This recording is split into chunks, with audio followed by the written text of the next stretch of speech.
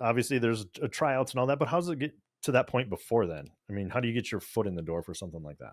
So, I mean, so Richmond is a very small city. You know, you can literally drive across the whole thing in a matter of minutes, and it's not even an exaggeration. You know, it's become a little bit more expansive in the last couple of decades, but whatever, it was still small. Like, I didn't even experience traffic, I think, until like 10 years ago. So we all kind of knew each other, and and especially the generation that I was in was probably, I would say, the youngest of this like old Richmond thing. And I don't even know how to describe it, but there's definitely a divide between like even people just a few years younger than me, like they don't remember any of the older bands like at all.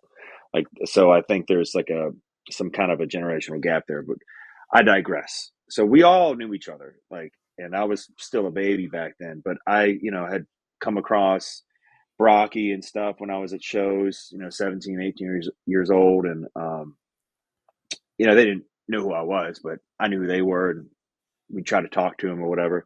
And then, so as you growing up and playing in more bands, you'll eventually cross paths. Cause that part of old Richmond, um, those guys like went to shows, GWAR was at shows, all the guys from Lamb of God, you'd see them at shows, before they blew up and everything. And even like other bands that came out of Richmond from that age group that were bigger, which were still firmly cemented in the local scene.